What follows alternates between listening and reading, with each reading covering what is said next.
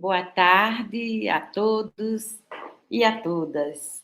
Mais uma vez, nós estamos aqui com o nosso projeto em desenvolvimento, né, que é os ciclos formativos da Unilab, Interacionismo Sociodiscursivo em Ação.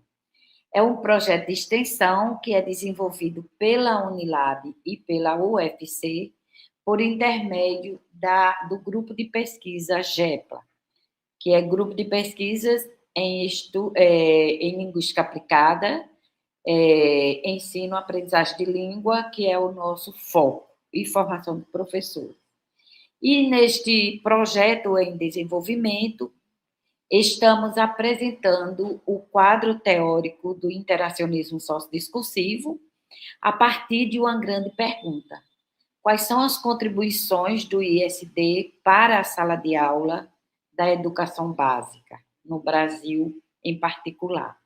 Então, para responder a essa pergunta, nós já passamos pela primeira etapa, que foi discutir questões epistemológicas do ISD, e estamos agora no segundo momento, que é quando os pesquisadores vêm aqui, normalmente dois, um que é membro do GEPLA e um convidado, para contribuir com essa discussão maior, que é sobre o ensino-aprendizagem de língua portuguesa no Brasil. Hoje nós temos duas grandes pesquisadoras. Nós temos Eliane Lousade, da USP, e também temos Lena Lúcia Espíndola, da UES, Universidade Estadual do Ceará. No primeiro momento, nós vamos ter a professora Lena Espíndola e vamos ter, em seguida, as contribuições da professora Eliane Lousade, para depois a gente começar numa outra etapa, que é a etapa das discussões. Creio que é a etapa mais importante, porque elas vão ter a oportunidade de dialogar com o público, né? Então, eu vou apresentar aqui a professora Lena Lúcia e gostaria muito de convidá-la. Então, a professora Lena Lúcia, Lena Lúcia Espíndola Rodrigues Figueiredo, ela possui graduação em Letras pela Universidade Federal do Ceará, mestrado em Educação e doutorado em Linguística pela mesma universidade. Ela coordenou a Casa de Cultura de Língua Francesa da UFC, onde também atuou como professora de língua francesa. Atualmente, ela é professora assistente G da Universidade Estadual do Ceará. Tem experiências na área de linguística, com ênfase em linguística aplicada, atuando principalmente nos seguintes temas: ensino de línguas, língua e discurso, teorias linguísticas, gêneros textuais, língua e literatura, produção textual e transformação social. Ela é membro do Grupo de Estudos e Pesquisas em Linguística Aplicada e ela se situa dentro do quadro teórico da Escola Genebrina para discutir o ensino-aprendizagem a partir de texto como ponto de partida. Ela destaca a tradução do livro Atividades de Linguagens, Texto e Discurso, por um interacionismo sociodiscursivo, e também traduções de capítulos teóricos sobre capítulos de livros, né, teóricos, sobre o quadro interacionismo sociodiscursivo. Então, quero dar boas-vindas para a professora Lena Lúcia Espíndola. Primeiro, quero dar meu boa tarde a todos, a todas, a todos. Gostaria de agradecer, primeiramente, o convite por estar aqui, fazendo essa discussão, não é, sobre o interacionismo sociodiscursivo, tratando especificamente sobre mecanismos enunciativos. Gostaria de agradecer à professora Eulália e à professora Camila Peixoto, as duas coordenadoras desse ciclo formativo, desse projeto de extensão, e gostaria de dizer também da alegria de estar partilhando esse momento, esse espaço, com a professora Eliane Lozari. Eu estou fazendo minha autodescrição, sou uma mulher parda, acho que sou parda, cabelos castanhos, no ombro, eu estou de óculos e usando uma blusa azul. Então, gostaria de, depois desses agradecimentos, gostaria de começar e solicitar a apresentação dos slides. Pronto.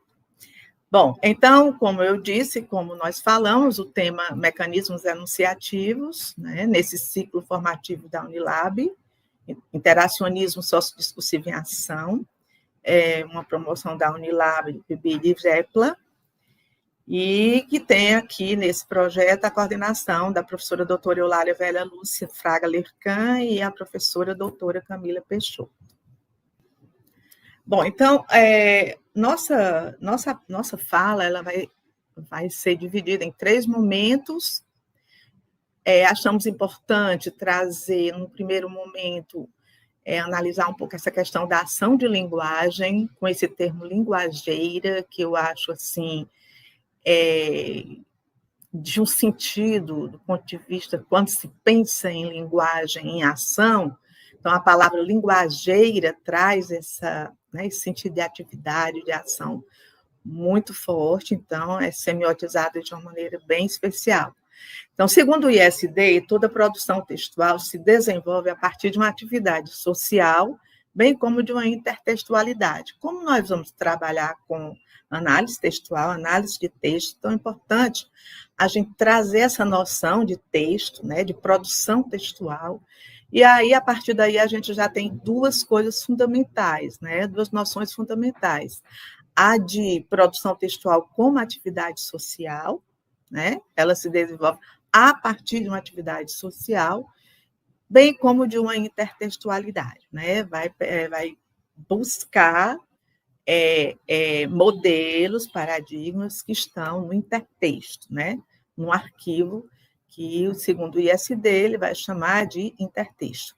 Nessa produção textual, há um agente que dispõe de representações próprias da atividade sociolinguageira contextual, representações que definem sua situação de ação.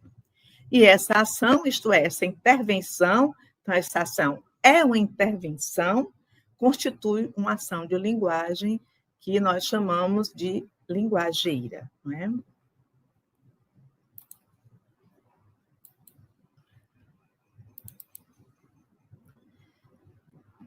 Essa ação, adaptada necessariamente de acordo com características de sua situação, é inspirada em modelos de gêneros disponíveis no intertexto.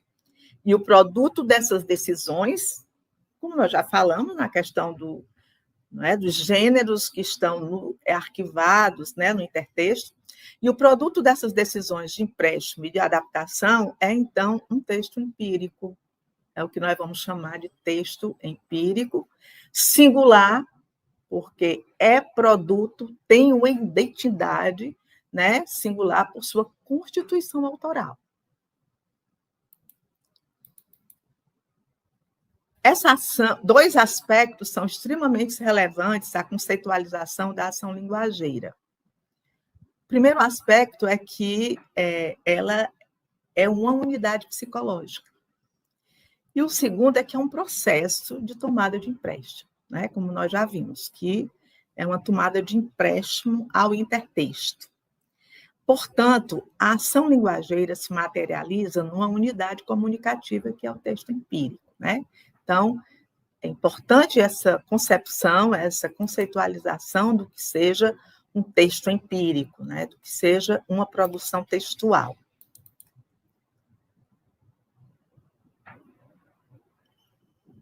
A situação da ação linguageira. Tal situação se designa pelas propriedades dos mundos formais, mundo físico, social e subjetivo, que são suscetíveis de exercer uma influência sobre a produção textual. Como diz Habermas, o que nós produzimos, nossa produção textual, nossa produção de linguagem, ela é fruto desses mundos discursivos, né? Eles chamam mundos discursivos, são esses mundos formais, o físico, o social e o subjetivo. Aí, como exemplo, eu digo o seguinte, ao escrever um poema, uma poeta cearense analisada, e por que eu estou falando uma poeta cearense analisada? Porque em nossa pesquisa realizada no estágio pós-doutoral, nós trabalhamos com análise de 3 poetas cearenses, né, em que elas abordavam o tema da condição feminina. Bom, então, ao escrever um poema, uma poeta cearense analisada produziu sua ação linguageira a partir de uma série de fatores advindos dos mundos formais, onde produziu o texto, quais condições sociais e subjetivas influenciaram sua produção ou sua ação.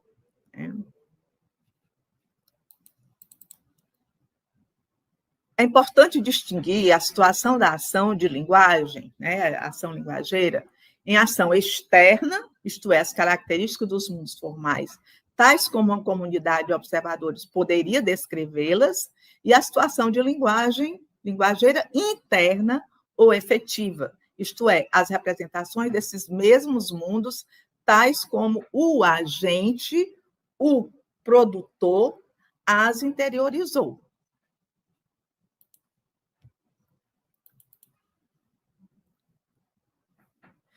Como exemplo, podemos citar o Conversar com Estrelas, como faz Olavo Bilac em seu poema Via Láctea. Essa situação de ação interiorizada que influi realmente sobre a produção do texto empírico, né, do poema. Quanto à ação exteriorizada, como exemplo, podemos ter o conhecimento do que seja a Via Láctea. Então, o conversar com estrelas, não é uma ação interiorizada. Olavo Bilac diz conversar com estrelas. E, como exemplo de uma ação exteriorizada, é o conhecimento do que seja, porque ele vai falar da Via Láctea, né? E aí o que seja a imagem, a própria imagem da Via Láctea. É a galáxia espiral barrada que abriga o sistema solar e a Terra, contendo entre 100 a 400 bilhões de estrelas. Então, essa a gente pode dizer, não é, que essa ação de visualizar essa Via Láctea, conhecendo o que é essa imagem de Via Láctea, a gente pode dar como exemplo de uma ação exteriorizada.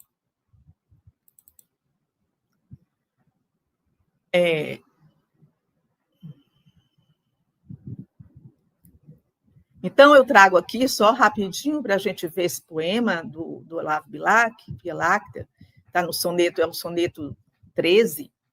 Ora, direis ouvir estrelas, certo perdeste o senso, e eu vos direi, no entanto, que para ouvi-las, muita vez desperto, e abro as janelas, pálido de espanto.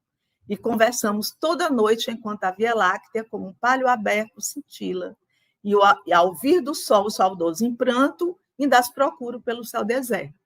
Então, essa ação, por exemplo, de ver o vir do sol, né? A ação de abrir a janela para olhar as estrelas, né? É uma ação mais exteriorizada, né? Quando ele diz que conversa com as estrelas, né? Que está saudoso e em pranto, você tem aí realmente a expressão de uma ação interiorizada. E continua o poema, direis agora, translocado amigo, que conversas com elas? Que sentido tem o que dizem quando estão contigo? E eu vos direi, amai para entendê-las, pois só quem ama pode ter ouvido, capaz de ouvir e de entender estrelas. Né? Então, veja bem que a questão do amar para entender estrelas, né, entra nessa interioridade do próprio agente produtor do poema. Né? A própria conversa que se estabelece também com os leitores, nós vamos ver isso mais adiante, né? É também imaginar uma conversa, um diálogo num poema em que ele está pensando o que é que o leitor está dizendo, é também uma ação interiorizada.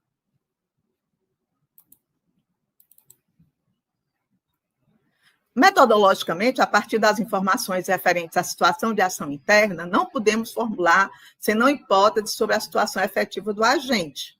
Exemplo disso é quando estamos diante de uma de uma poeta e apresentamos nossas análises e ela se surpreende dizendo: você interpretou muita coisa do poema explicitando sentidos que não pensei ter atribuído. E por que tudo isso para falar de mecanismos enunciativos, né, gente?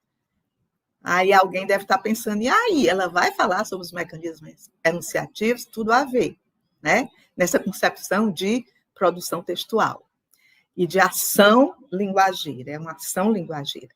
Então, foi muito interessante, porque na pesquisa, né, nós analisamos poemas de 3 poetas cearenses, e eu fui dar uma palestra, apresentar na UES parte das minhas análises, e a professora poeta estava presente, ela ficou muito emocionada.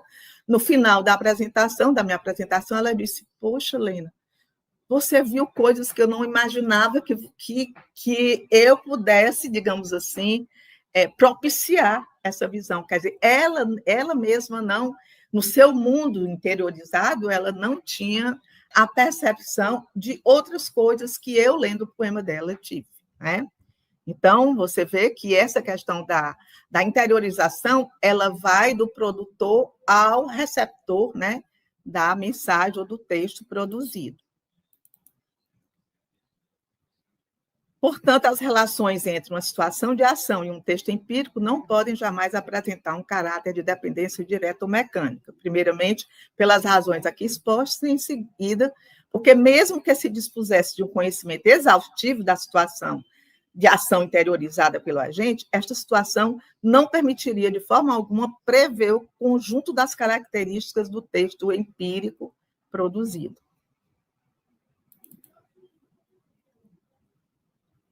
As representações do agente constituem apenas um ponto de partida, apenas uma base de orientação, a partir da qual um conjunto de decisões devem ser tomadas. Olha, quando a gente vai estudar os mecanismos enunciativos, a gente vai exatamente ver, não é, esse conjunto de decisões tomadas pelo produtor, né, como nós vamos explicar mais adiante.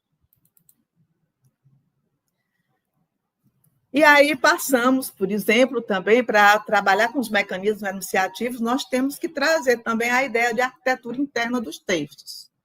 O ISD, né, ele vê o texto como um folheado. Eu acho muito bacana essa metáfora do folheado formado por camadas. Tem a camada da infraestrutura geral do texto, que o ISD vai dizer que é a mais profunda, tem o dos mecanismos de textualização e os mecanismos enunciativos. Olha aí onde se situam os mecanismos enunciativos, né? Na arquitetura textual, numa das camadas, né?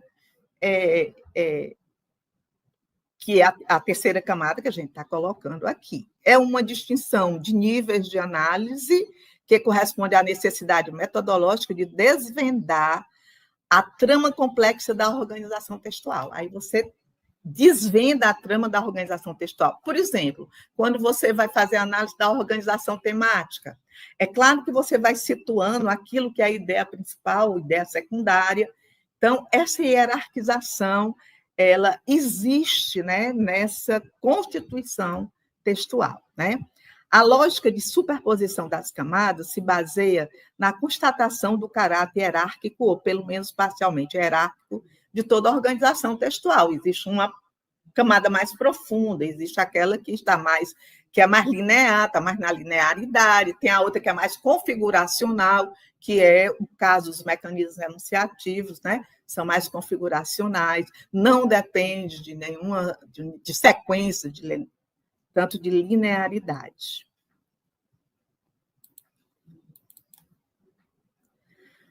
Bom, a infraestrutura geral do texto, os mecanismos de textualização já foram apresentados, né? A infraestrutura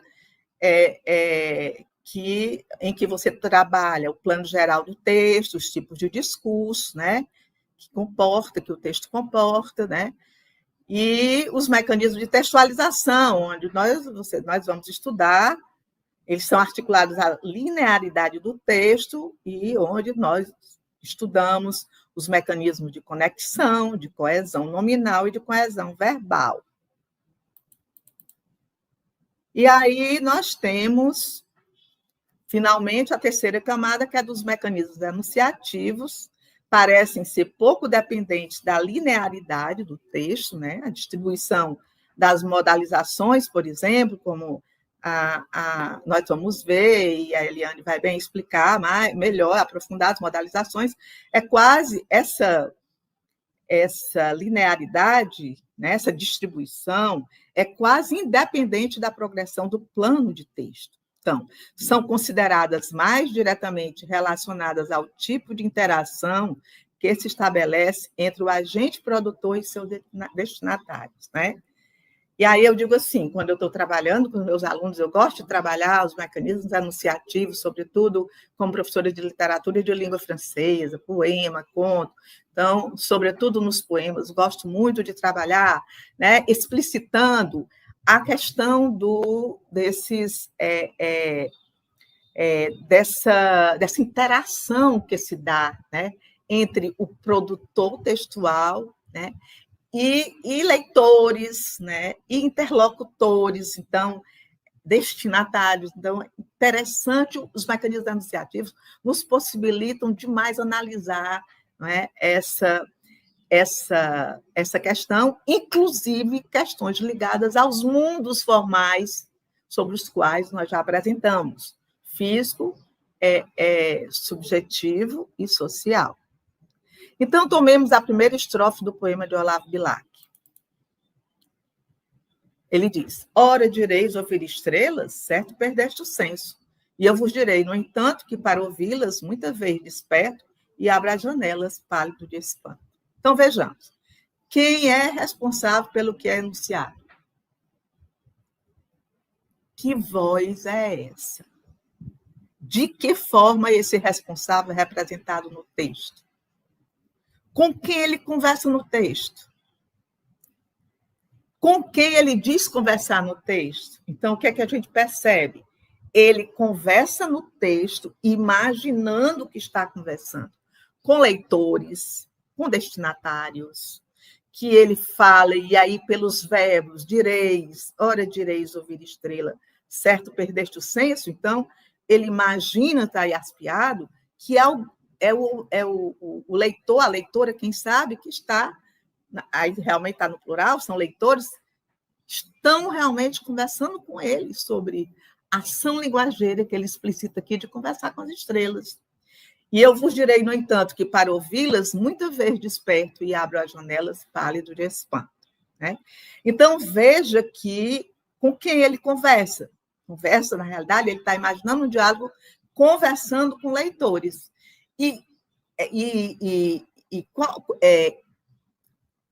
Com quem ele diz conversar no texto? Ele diz conversar com as estrelas. Há na estrofe interlocutores, sim, está claro aí a presença deles, né?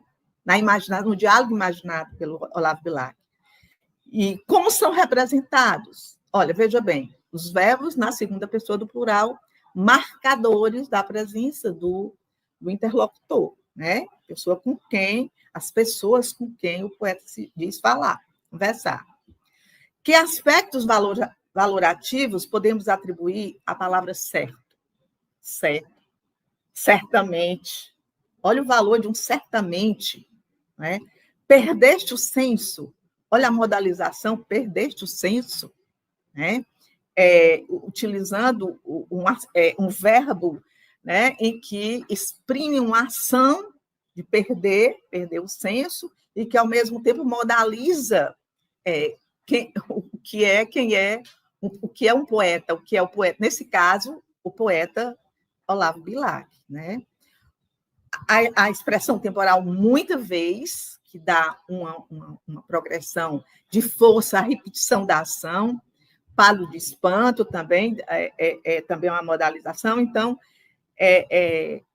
como nós podemos ver, examinar os mecanismos enunciativos é uma forma de penetrar na configuração do texto e perceber esses mundos para poder entender as intenções do autor, do produtor, ou as intenções que podem advir, né, dessa mesma produção.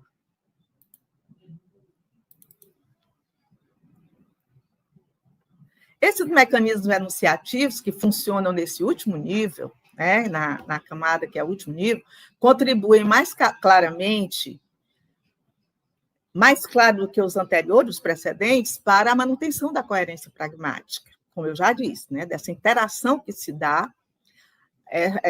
a coerência pragmática interativa do texto. Contribui, por um lado, para o esclarecimento das responsabilidades enunciativas, né, mostrando quais são as instâncias que se responsabilizam pelo que é enunciado no texto, quais são as vozes que aí se expressam, e traduzem, por outro lado, as diversas avaliações, julgamentos, opiniões, sentimentos que são formulados em relação a certos aspectos do conteúdo temático e que são chamados pelo ISD de modalizações.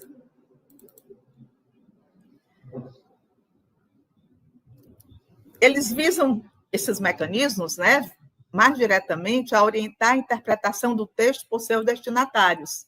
E é por isso que eu gosto tanto de trabalhar com eles, né? Operam numa quase independência em relação à progressão do conteúdo temático, não se organizam em séries isotópicas e podem, por essa razão, ser chamados de mecanismos configuracionais, como eu disse, né? A configuração por oposição a sequenciais.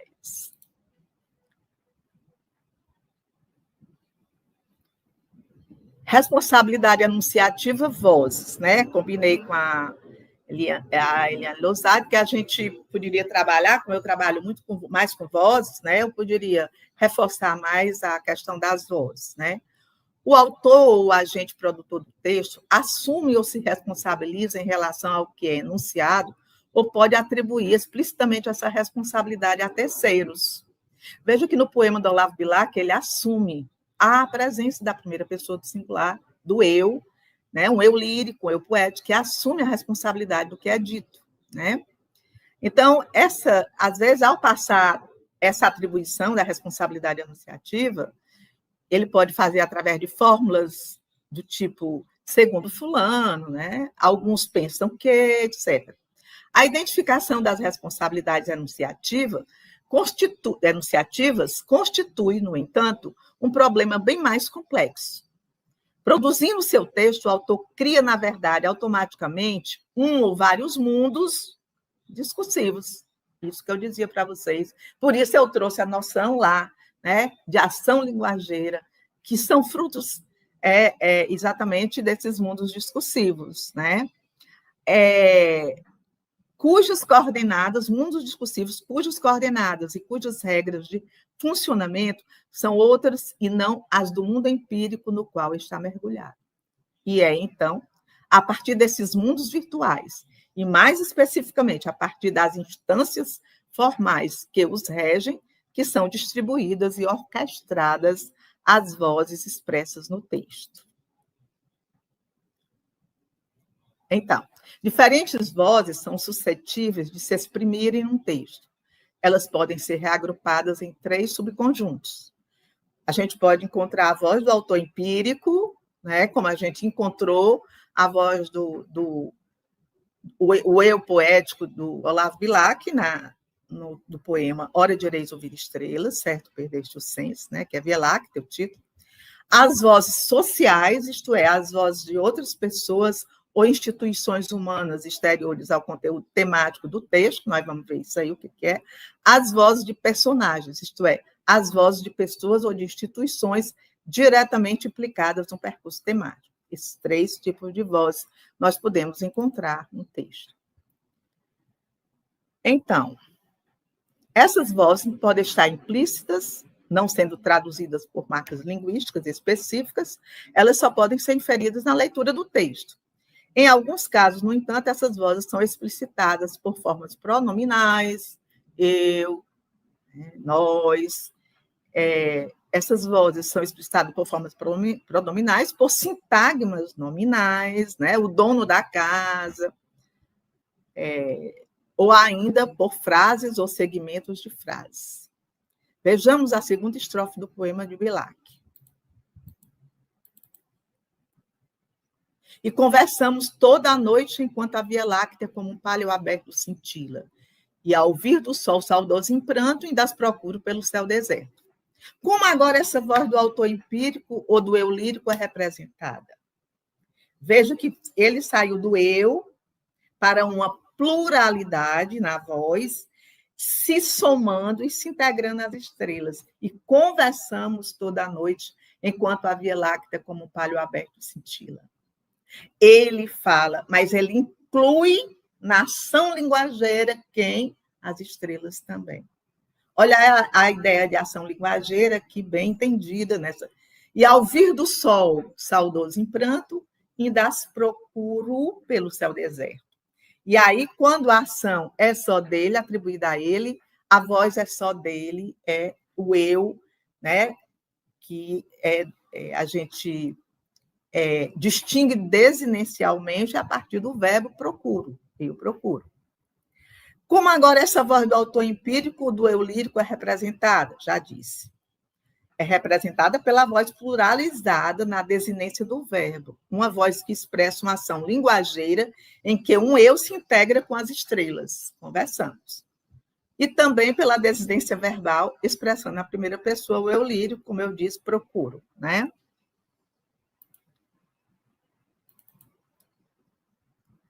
As modalizações, então, são essas as modalizações, que são avaliações formuladas em relação a aspectos do conteúdo temático, as avaliações feitas a partir dessas responsabilidades enunciativas, né?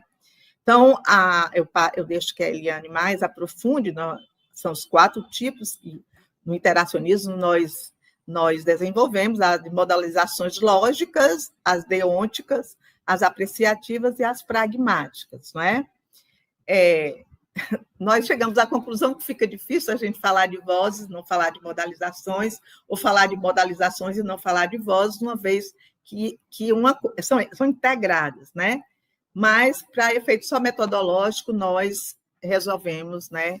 Decidimos que ela ficaria mais com essa apresentação das modalizações.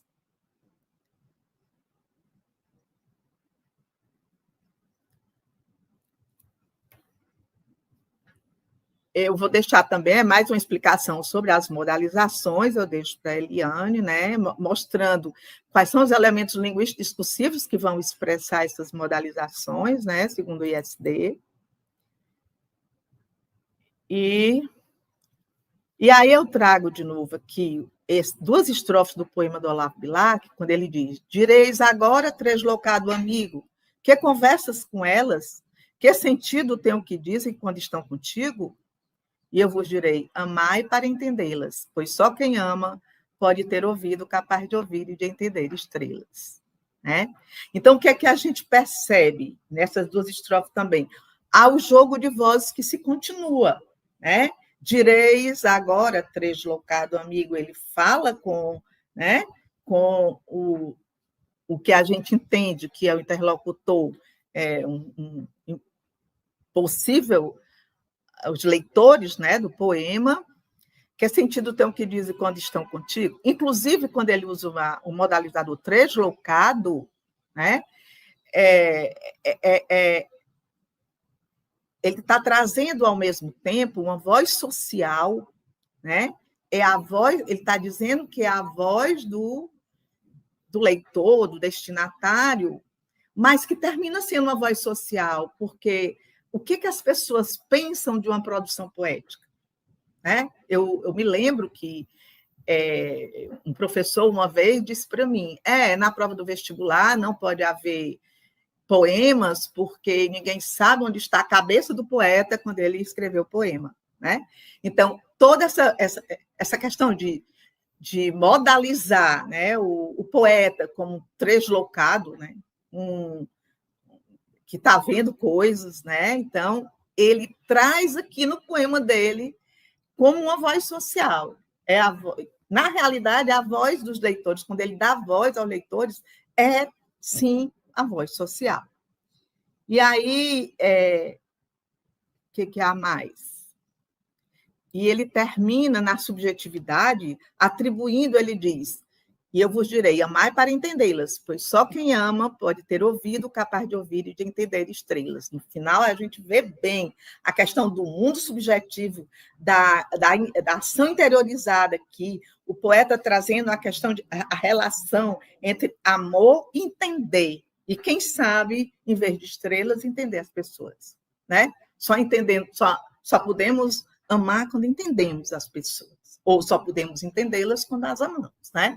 Então, essa subjetividade que pode partir da gente, eu não tenho certeza que ele está dizendo, está querendo dizer que estrelas aqui é uma metáfora representando pessoas humanas, né?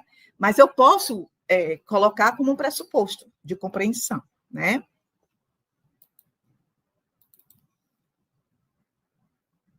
Há um modalizador temporal, né? Agora, que dá sequência à temporalidade, um agora, né? E há textualizadores que vigoram o discurso direto do leitor com o eu lírico, há expressões com elas, né? Essas expressões com elas, contigo, marcam um sentido pragmático na designação da capacidade de conversar com as estrelas, né?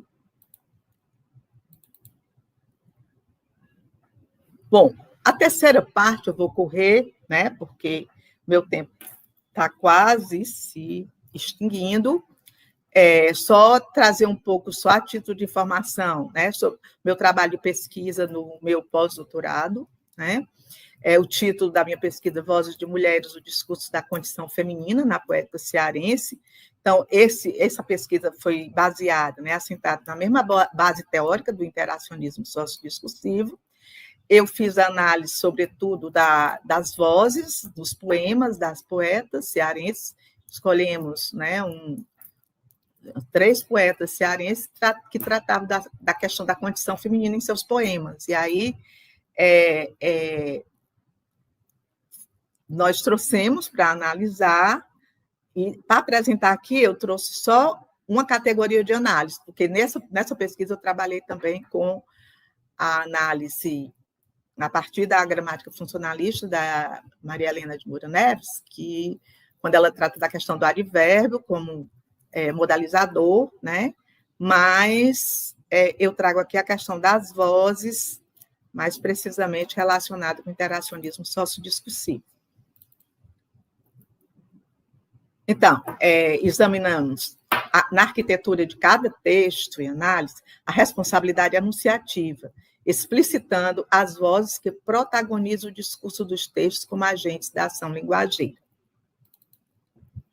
E aí, fizemos análise, então, nós trouxemos para cá análise dos poemas de Valdênia Silva, do livro Andoriano. Valdênia Silva é uma professora da UES, ela tem um problema de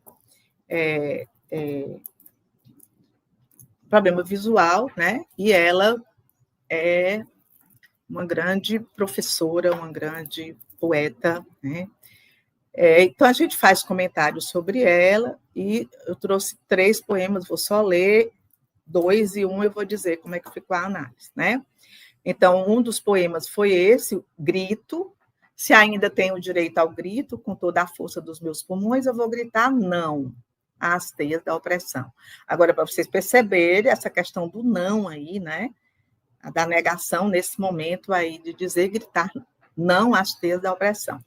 Liberdade sempre foi minha bandeira, e nela escrevo com as cores do arco-íris, independência e vida.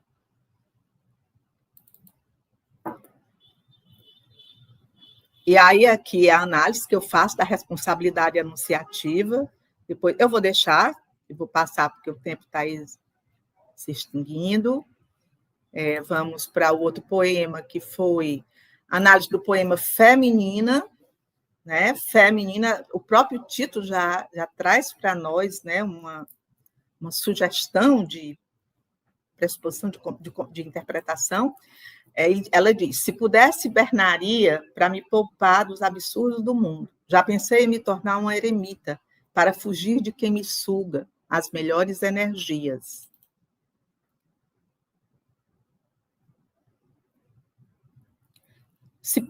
Se pudesse, hibernaria para me poupar dos absurdos do mundo. Não, isso aqui já já foi, né? Tentei fechar os olhos, tapar os ouvidos, recolher-me à completa alienação para, quem sabe, viver dias felizes. Mera ilusão, porque sou Maria e Margarida, que não adormecem diante da opressão e carregam nos olhos a fé menina para atravessar os dias de escuridão. Então, esse poema, a análise foi muito prazerosa fazer a análise desse poema, porque, na realidade, a voz dela, eu digo assim, ó, como no poema anterior, situamos a voz de um eu poético, expressão da subjetividade, de uma voz lírica no texto, como diz Márcio Moisés, o eu poético define-se como um eu que se autoexpressa para se conhecer e para se comunicar ao leitor. Nesta última oração do autor citado, temos exatamente a explicitação de ser Valdênia na poesia, se comunicando ao leitor, dizendo dela, da sua vontade, em determinado momento de ser emita. Também vemos a mesma revelação de seu eu, quando diz ser Maria e Margarida, que não adormecem diante da opressão. Esse eu poderia ser de uma personagem criada pela poeta? Uma outra voz que não a sua? Não acreditamos, pois mesmo que assim fosse, poderíamos pensar na fusão de um eu fictício com o eu verdade, que terminaria sendo o mesmo eu, a mesma vontade de dizer o que é dito no poema. Inclusive, eu teria vontade de dizer isso no poema. E acrescentamos mais. Esse eu poético pode representar um nós, leitoras e leitores, que concordamos com Valdênia, com a voz que ela situa no poema e que se transmuda, sim, em voz social. Né? Porque, na realidade, quando ela fala assim, ela fala em nome de muitas mulheres que pensam assim. Né? É uma voz social. Por trás existe uma voz social. Então, vou pular aqui e faço análise aqui da última estrofe, quando ela fala de sou Margarida e sou Maria, vou passar. E o último poema dela eu quero só ler, ela diz assim, Senhora de si, não permitais que sufoquem tua performance libertária, nem consintas que te apaguem a voz o desejo. A voz o desejo, apaguem, olha só, a voz o desejo. Permaneça, Senhora de si, tecendo e destecendo nas tramas de sonhos e afetos. Não aceites que te prendam à ilusão de velhas opiniões formadas sobre tudo. Olha a voz social aqui do Raul Seixas, aqui nessa. Continue amiga da metamorfose, né? A metamorfose, que é o título do poema, da canção do Raul Seixas, né? Então, terminamos aqui. Que é a análise que a gente faz das vozes, né? Vou deixar. E, como eu disse nas considerações finais do trabalho, resta-nos continuar esse trabalho relevante, elaborando um livro, porque a proposta era elaborar um livro com esse modelo de análise, para apresentar o modelo de análise, como estas que colocam o feminino na condição do reconhecimento da necessidade de gritar não às teias da opressão, como nos diz Valdênia, para quem a liberdade sempre foi sua bandeira. Então, quero agradecer esse momento tão rico para nós e dizer que, deixa eu ver aqui, só mostrar que aqui são minhas referências, na realidade, as referências aqui são poucas, mas eu trago também, para quem quiser aprofundar essa pesquisa, eu trago toda uma proposta de fonte de pesquisa, certo? Que está aqui, que foi a fonte de pesquisa do meu trabalho de pós-doutorado. Muito obrigada, viu, gente? Desculpa aí se eu passei um pouco.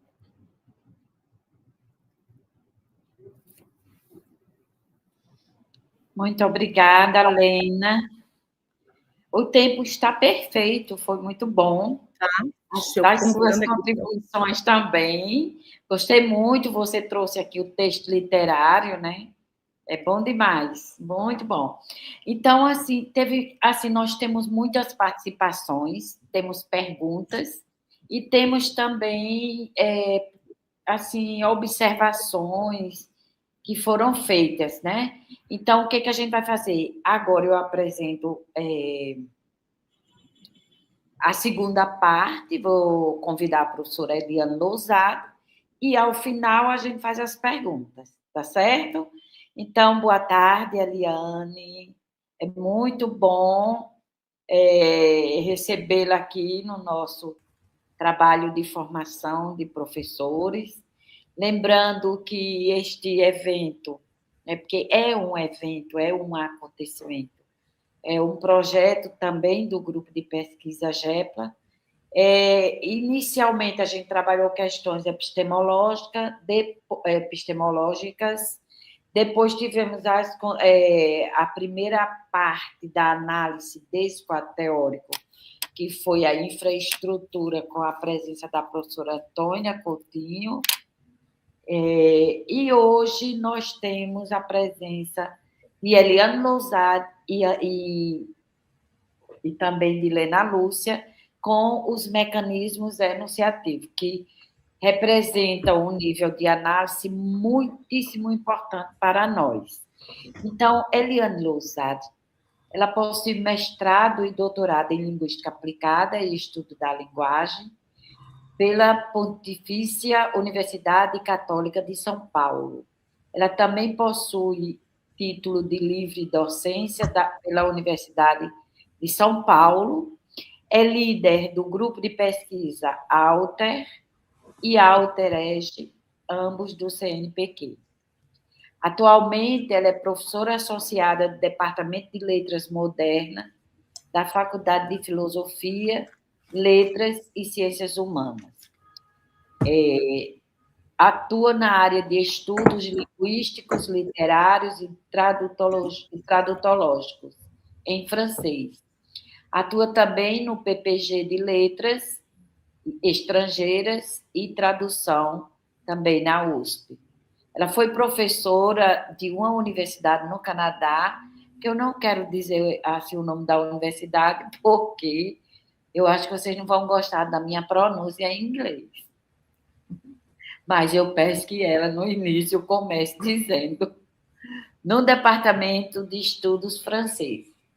Ela tem experiências nas áreas de desenvolvimento e formação de professores, análise de material didático baseado na noção de gênero textual e análise de textos e discursos, produzidos durante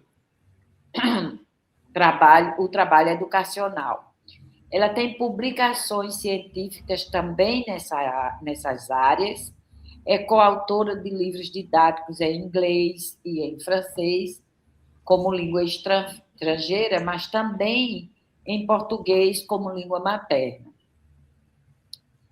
Suas pesquisas apoiam-se nos pressupostos teóricos do interacionismo sociodiscursivo, nas teorias de análise dos textos e de discursos, na ergonomia da atividade e na clínica da atividade.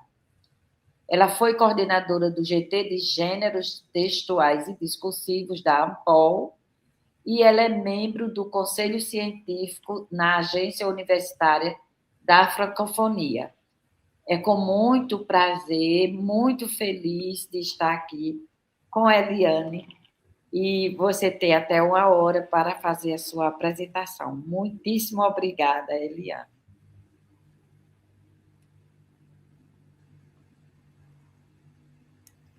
Bom, então, boa tarde a todas e a todos. Queria dizer primeiramente que é um prazer estar aqui, né?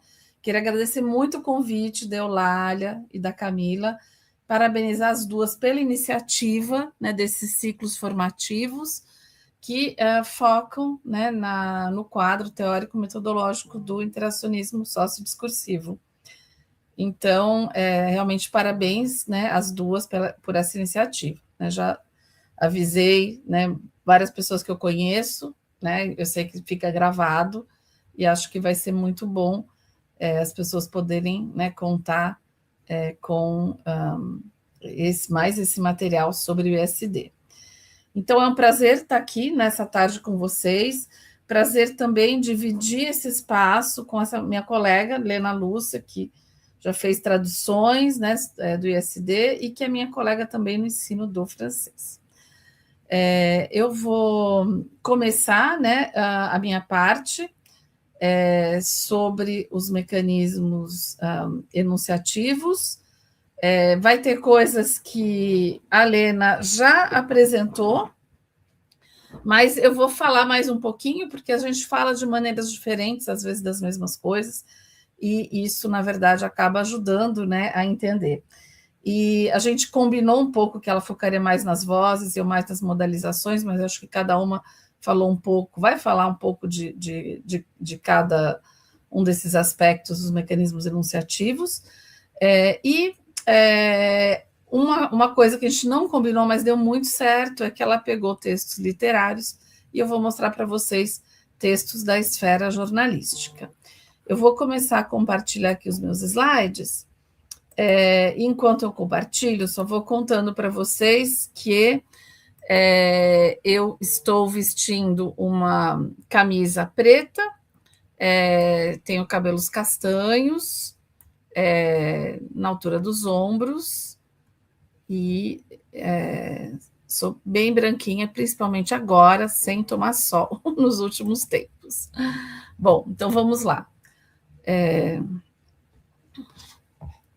Então, começando aqui, né, sobre os mecanismos enunciativos no interacionismo sociodiscursivo, eu vou primeiro falar do objetivo, né, que eu me dei aqui para essa tarde com vocês. Também vou fazer, como a Lena Lúcia, vou falar sobre o modelo de análise do ISD, rapidamente, porque é muito difícil de falar de uma dessas camadas do folhado textual sem falar, né, em como ela se encaixa no modelo de análise textual. Aí vou focar mais nos mecanismos enunciativos, né, falando um pouquinho das vozes, das modalizações, e vou dar exemplos. Eu acho que a Lena Lúcia falou muito bem sobre aquela parte inicial do ISD, que é sobre ação de linguagem, etc. Então, eu realmente nem vou trabalhar com esses conceitos. Então, assim, eu realmente foquei na apresentação de uma das camadas da arquitetura textual, que são os mecanismos enunciativos, e vou colocar um foco maior nas modalizações, trazendo exemplos. Então, o modelo de análise, né? Se eu for começar pelo modelo de análise do ISD, eu acho que a primeira coisa a lembrar, eu acho que é por isso também que a gente se interessa tanto por esse quadro teórico-metodológico, é o fato de que o Broncar e os colegas da Universidade de Genebra, ao proporem, né, o interacionismo sociodiscursivo e esse modelo da arquitetura textual, eles pensaram em várias camadas do texto, vários aspectos do texto. Então, o que é muito positivo para a gente é que a gente consegue fazer uma análise muito completa dos textos. Então, eu vejo que, às vezes, meus alunos gostam bastante de trabalhar com ISD, porque mesmo que a gente acabe explorando mais um aspecto ou outro, né, do modelo de análise, ele é um modelo muito completo, então a gente consegue enxergar melhor, né, as diferentes categorias e as diferentes maneiras de analisar o texto. E antes de qualquer análise, no ISD, a gente sempre fala que, em primeiro lugar, né, antes de qualquer análise, a gente vai pensar no contexto de produção do texto. Esse contexto de produção, ele é visto de dois pontos de vista. Do ponto de vista físico, no qual a gente tem um emissor, um receptor, um local físico e o momento da produção textual, e a gente tem um contexto sociosubjetivo, no qual a gente vai ter o enunciador, o destinatário, o local social e o objetivo. Para dar um exemplo para vocês, eu fiquei pensando, né, que exemplo que eu ia dar, e resolvi pegar um exemplo meu aqui, para vocês entenderem melhor essa diferença do contexto físico e do contexto sociosubjetivo. Então, eu peguei aqui, são várias fotos, inclusive, né, vocês estão vendo aqui o nosso evento está aqui no meio, né, com a foto da Lena Lúcia, da Eulália, minha foto, né. Então, vocês têm o quê? Né? A minha foto que apareceu aqui nesse cartaz, dentro do contexto físico, então sou eu, Eliane Gouveia Lousada, neste momento, né, e moro em São Paulo, né, estou neste momento em São Paulo, e hoje é o dia 8 de abril de 2026, né, então esse é um contexto físico. Do ponto de vista sócio-subjetivo, eu aqui, nesse contexto dessa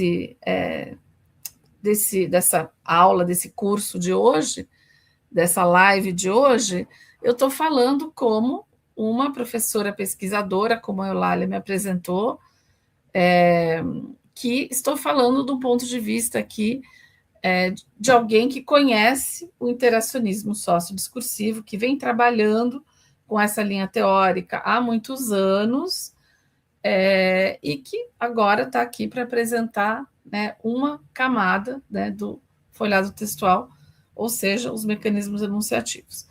Eu continuo sendo a mesma pessoa do ponto de vista físico, mas eu estou aqui falando do ponto de vista sociosubjetivo de um outro lugar, né? Se vocês pegarem a foto que está à direita em cima, eu estou aqui com os meus orientandos de uma outra época à direita. Então, aqui, quando eu estou com os meus orientandos, eu estou falando do ponto de vista da orientadora da pesquisa deles, né? Aqui, se vocês olharem no meio, entre os dois, eu estou falando sempre a mesma pessoa do ponto de vista físico, mas aqui eu estaria falando da Universidade de Sherbrooke, no Canadá, dentro de uma conferência para a qual eu fui convidada, e não fui convidada por ser especialista no ISD, mas do ponto de vista da professora de francês que trabalha com didática das línguas, por exemplo, né? Aqui, logo embaixo, vocês têm uma foto, que é essa mesma foto que estava aqui nesse cartaz, que foi tirada no momento em que eu estava com amigos, né, numa viagem, né? Então, quando eu estava com meus amigos naquela viagem, era a mesma pessoa do contexto físico, mas eu estava me relacionando como uma amiga daquelas pessoas e não como alguém que estava dando uma conferência. Aqui do lado esquerdo, vocês têm uma outra imagem aqui, que essa é na USP, e aqui eu estava dando uma disciplina de pós-graduação para todos os alunos da FEFELESH, que é uma disciplina para muitos alunos ao mesmo tempo. Então, aqui eu estava falando do ponto de vista, não era uma especialista do ISD, era só uma professora da pós-graduação que estava ministrando uma disciplina, né? Bom, aqui do lado direito é uma outra situação que acho que eu não preciso nem mais dar exemplos, mas eu acho que ficou claro que o contexto físico, então, é um contexto bem específico, que não leva em conta os diferentes papéis subjetivos, os diferentes locais sociais, né, em que a gente circula, né, os locais sociais que a gente ocupa, e com objetivos diferentes. Então, aqui, do lado direito, com os alunos, era uma festa de final de ano, é um objetivo completamente diferente, né? Aqui embaixo, no curso de pós-graduação, era um curso de pós-graduação sobre formação de professores para o ensino superior, né? Então, os objetivos, no contexto sociosubjetivo, também são diferentes. E por que isso é importante, né? Aquela pergunta que a Lena também fez, ela falou, mas por que estão falando sobre tanta coisa aqui se o objetivo são os mecanismos enunciativos? É que justamente o contexto de produção dos textos tem um impacto enorme em todas as camadas do folhado textual e muito, muito, principalmente, quase eu diria, em relação aos mecanismos enunciativos. Então, a questão do contexto, ela é muito importante. Espero que tenha ficado aí claro para vocês que a gente pode estar num contexto físico, mas pode estar com vários, né, papéis sociais, locais sociais e objetivos diferentes. Bom, o modelo de análise do ISD, como a Lena apresentou, traz aquela metáfora, que é a metáfora do folhado textual, né? E um folhado, porque um folhado é composto de camadas. E as 3 camadas do folhado são essas, né? A infraestrutura geral do texto, que é composta do plano global dos conteúdos temáticos, dos tipos de discurso e das sequências eventuais, os mecanismos de textualização, que são compostos da coesão verbal, coesão nominal e conexão, e os mecanismos enunciativos, que são compostos pelas vozes e modalizações, que é o que eu vou trabalhar hoje aqui com vocês, né? O que é importante lembrar dessas camadas é que elas estão, assim, um pouco separadas para a gente ter uma dimensão e focos diferentes para olhar para o texto. Mas, no fundo, elas estão sempre juntas no momento da produção textual. Eu fiz aqui alguns exercícios para pensar se eu tivesse que representar graficamente, como é que a gente representaria, né, essas camadas. O Broncar sempre diz que a infraestrutura geral do texto é um nível mais profundo, e que os mecanismos enunciativos é o nível mais superficial, né? Isso por quê? Porque os mecanismos enunciativos, eles atravessam, né, todos os outros, eles não estão presos na infraestrutura. Os mecanismos de textualização, eles estão mais presos na linearidade do texto, e os mecanismos enunciativos não, eles podem aparecer, né, em qualquer parte, em qualquer momento do texto. Então, isso é só um exercício, eu acho que não tem a melhor representação dessas camadas, né, até porque as representações gráficas, às vezes, elas são muito difíceis, porque elas, às vezes, não dão conta, né, da complexidade dos conceitos ou das análises, mas era só para a gente pensar um pouquinho, né, nas camadas. Bom,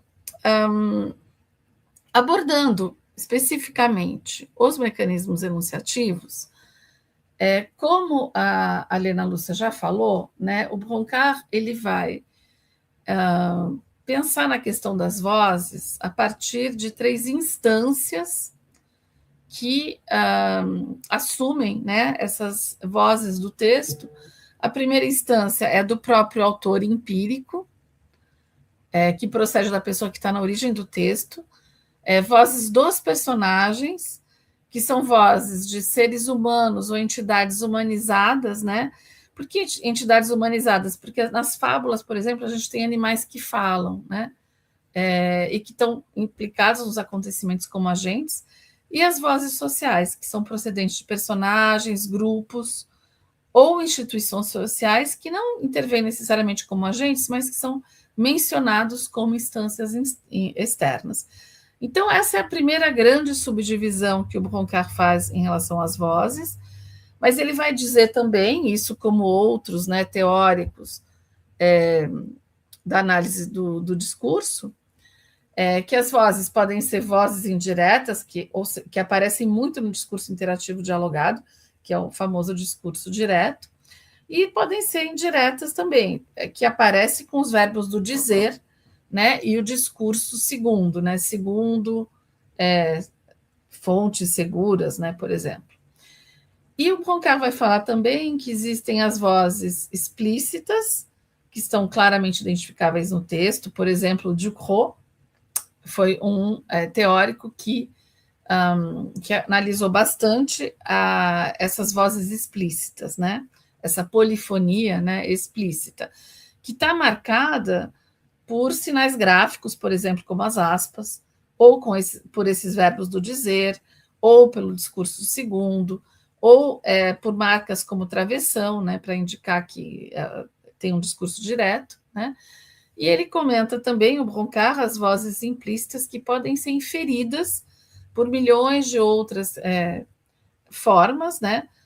Que foi muito analisado pelo Bakhtin, e que a gente pode, tem vários autores, eu uso bastante vários autores também da análise do discurso de linha francesa, que vão tentar ver, por exemplo, a Jacqueline Nautier Revue, ela vai ter várias categorias para a gente poder procurar, né, que vozes são essas que aparecem no texto, mas que não estão marcadas, e que a gente tem que inferir a partir de uma série de possibilidades, né? O contexto é uma delas, né? Mas ela vai ter outras categorias que são bem interessantes. Bom, falando mais agora das modalizações, né? Que era a parte que no fundo acabou ficando um pouco mais comigo, né? O Broncar, quando ele começa a falar das modalizações, ele traz o que nós já conhecemos, que toda essa questão, né, das modalizações, ela vem desde a antiguidade, né, mas ele tenta reinterpretar isso a partir dos 3 mundos do Habermas. Inclusive, a Helena Lúcia comentou um pouco, né, esse uso do Habermas pelo Broncar para falar do ISD. E ele vai dizer que as modalizações, elas independem da linearidade do texto. Na verdade, os mecanismos enunciativos em geral, né, independem da linearidade do texto, ao contrário dos mecanismos de textualização, elas estão difusas, não existe uma progressão, né, dos mecanismos enunciativos no texto. E como é que ele vai definir as modalizações? Ele vai definir as modalizações como sendo a avaliação ou comentário de alguns elementos do conteúdo temático. E essas avaliações, esses comentários de alguns elementos do conteúdo temático vão orientar o destinatário na interpretação desse conteúdo. Então, a partir de um conteúdo X, a maneira de expressar esse conteúdo X, através das modalizações, vai orientar o destinatário em relação a uma interpretação. Por exemplo, né, em relação às modalizações lógicas, então, o Broncar vai dizer que as modalizações lógicas avaliam em relação às condições de verdade, como fatos certos, possíveis, prováveis, eventuais, necessários, etc. Por exemplo, se a gente pegar um exemplo muito concreto e real, né, do clima, do tempo, se eu disser que hoje em São Paulo existe uma previsão do tempo e vai chover, se eu pegar esse conteúdo temático vai chover hoje, eu posso avaliar ele, eu posso fazer um comentário em relação a ele, dizendo que é muito provável que chova hoje. Então, eu estou fazendo, né, aquela definição do comentário da avaliação do conteúdo temático, colocando como uma probabilidade alta, é muito provável que. Então, eu estou dentro aqui das modalizações lógicas. Se eu dissesse é possível, né, que chova hoje, eu estou diminuindo essa probabilidade. Se eu disser com certeza vai chover, eu estou aumentando, né, essa probabilidade. Tudo isso está dentro das modalizações lógicas, que o Broncar, o que ele vai fazer? Ele vai usar as modalizações que são consideradas aléticas, né, do ponto de vista das modalizações da antiguidade. Ele vai juntar elas, né, com outras e vai chamar de lógicas. É assim que ele propõe, né, essa categoria. Uma outra categoria dentro das modalizações são as modalizações deônticas, que avalia o conteúdo temático em relação a valores e regras do mundo social, apresentando o conteúdo a partir do direito, da obrigação social ou da conformidade com as normas em uso. Então, por exemplo, se eu pegar esse mesmo conteúdo temático, né, e eu falar deve chover hoje, né, tem um dever que pode ser simplesmente uma possibilidade, hoje deve chover, no sentido de que é possível que chova, mas eu poderia colocar também tem que chover hoje, ou precisa chover hoje. E aí estaria mais no campo das deônticas, né, mostrando uma obrigação, né, como se fosse algo, né, preciso, que tem que acontecer hoje, por exemplo. Caminhando um pouco na questão das modalizações, existem outras 2 categorias, que são as apreciativas e as pragmáticas, e as modalizações apreciativas, elas vão expor uma avaliação dos conteúdos temáticos, apresentando os fatos como benéficos, infelizes ou estranhos, né? Então, vamos dizer que vai começar uma chuva forte, e alguém fala, que horrível, essa chuva está muito forte. Então, está avaliando esse conteúdo temático como negativo, né? Mas se eu colocar, por exemplo, que bom que está chovendo, que vai chover hoje, eu estou colocando esse mesmo fato como benéfico, né? Então, aí a gente está dentro das modalizações apreciativas. E, por fim, o Broncar propõe, né, um outro tipo de modalização, que são as modalizações pragmáticas, e ele fala que as modalizações pragmáticas, elas explicitam alguns aspectos do conteúdo temático, responsabilizando, né, ou dando a responsabilidade de uma entidade constitutiva desse conteúdo temático, atribuindo ao agente intenções, razões e capacidade de ação.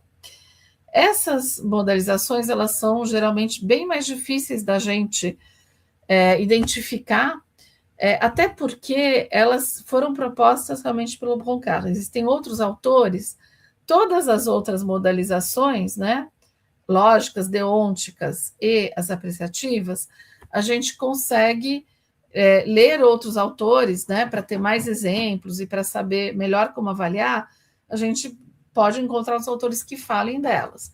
Mas as pragmáticas é realmente uma proposta do Broncar, então, às vezes, a gente tem mais dificuldade de identificar, porque existem poucos exemplos, né? Se a gente pegar no livro Atividade, Linguagem, Texto e Discursos, a gente vai ver que está aqui, né?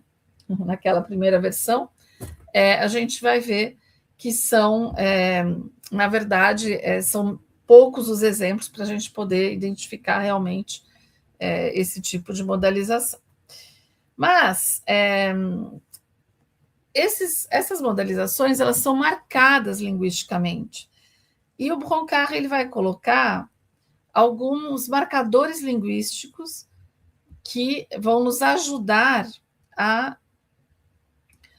identificar essas modalizações. Então, por exemplo, um primeiro tipo de marcador linguístico são os verbos modais, os metaverbos.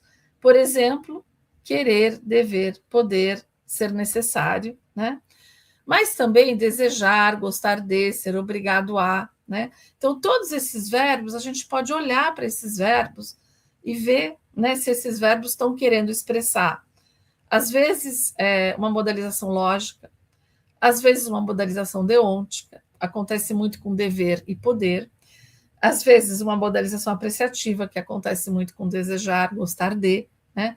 Então, a gente tem que ver naquela oração qual que é o valor, né, que modalizações estão sendo veiculadas por aqueles verbos modais ou metaverbos, né? Ele também fala de modos verbais, o futuro do pretérito, né? O futuro do pretérito, que é o conditionnel em francês, ele dá realmente indícios de algo, como o próprio modo verbal expressa, algo que não é certo, né? Então, deveria, poderia, né? Então, não é algo assertivo, né? Então, também é um marcador da modalização.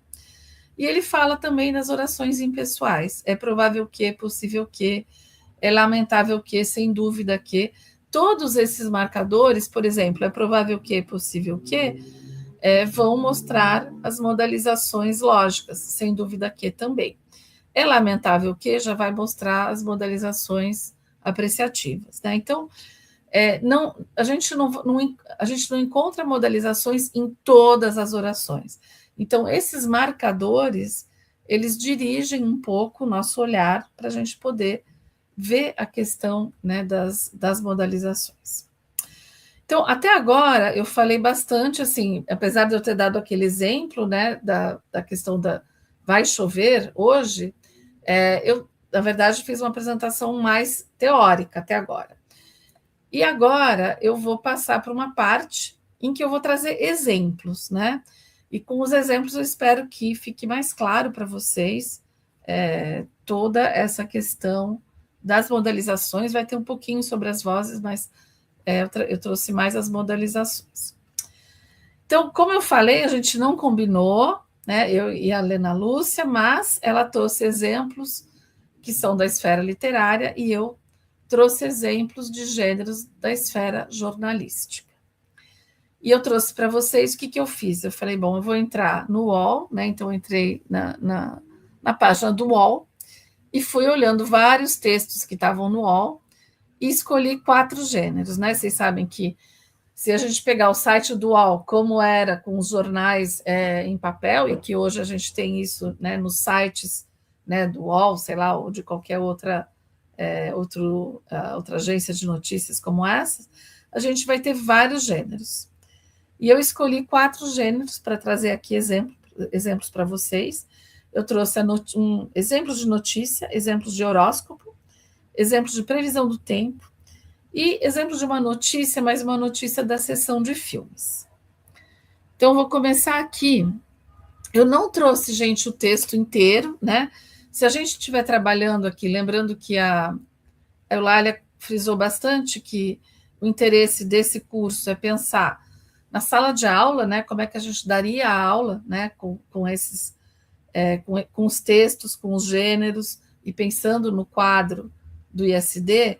Então, se eu estivesse trabalhando em sala de aula, eu traria o texto inteiro, tá? Eu mostraria o texto inteiro para os alunos e não traria apenas partes, mas aqui para mostrar para vocês e poder focar só nas modalizações no tempo que a gente tem, eu fiz alguns recortes, né? Então, esse recorte, eu fui lá na parte da previsão do tempo. Hoje é impressionante como a previsão do tempo escrita, ela está muito baseada em aspectos multimodais, né? Então, na verdade, a gente pode ter a previsão do tempo inteira, né? E no celular a gente tem isso, só com os ícones, né? Os ícones dão tudo, eles dão todas o que poderia ser escrito. É provável que haja, sei lá, enfim, chuva forte, trovões ou granizo, poderia ser assim, mas quando a gente vai nos ícones, a gente tem os ícones que dão todas essas dimensões de probabilidade, de certeza e de possibilidade, que são muito frequentes nas previsões do tempo. Então, aqui a gente está nas modalizações lógicas, né? Se a gente pegar o primeiro exemplo, previsão de arco-íris, alta probabilidade de formação de arco-íris. Se a gente pegar o segundo, vai chover hoje em São Paulo? Sim, é previsão, tal, de possibilidade, então possibilidade, né, de chuva. É possível que chova, né? No primeiro, é provável que forme um arco-íris, né? E no terceiro exemplo, qual será a sensação térmica de hoje? A sensação pode chegar, né? Então, existe a possibilidade de que chegue.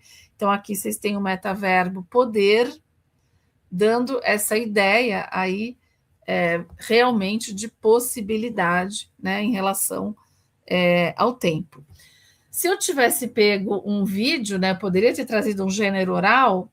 No oral, a gente ainda tem, né, provavelmente, né, o jornalista falaria, hoje há uma alta probabilidade de formação de arco-íris, ou é provável que haja formação de arco-íris, ou é possível que chova, ou, enfim, o último exemplo, a frase está mais completa, né? A sensação térmica hoje pode chegar.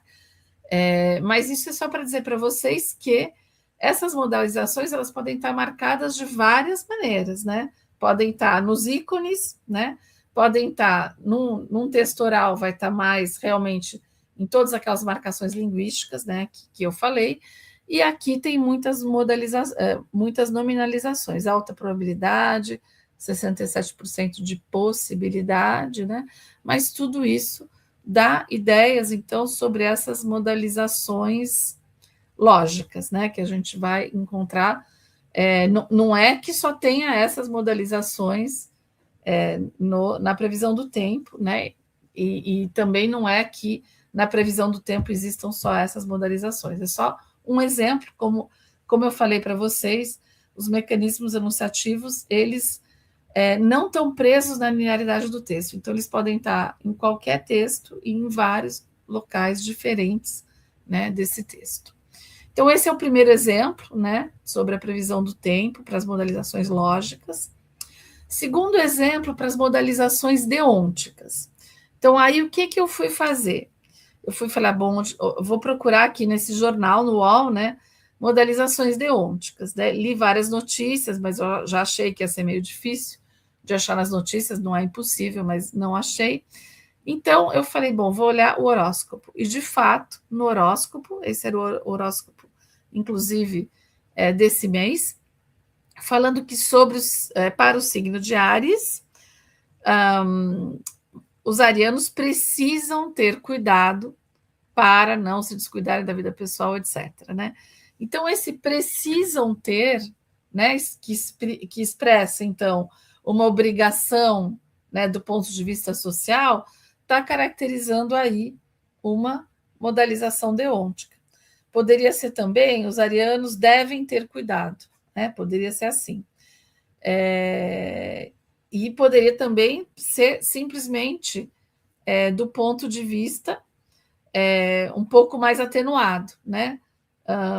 Aconselha-se que os arianos tenham cuidado, né? Ou deveriam ter cuidado, aí o futuro do pretérito também diminuindo um pouquinho o grau de dever, né, dessa modalização deôntica. Agora, indo para as modalizações apreciativas, aí eu fui olhar uma notícia de cinema relacionada ao Oscar, né? E aí tinha uma notícia, né, sobre o famoso filme, né, O Agente Secreto, né, e o que aconteceu no Oscar durante a premiação do Oscar desse ano. Bom, e todos sabem que o filme Agente Secreto concorreu ao Oscar, o Wagner Moura também concorreu ao Oscar, né, o ator, e houve toda uma campanha, né? No final, a gente sabe que nem o filme nem o ator ganharam, nenhum dos dois foi premiado.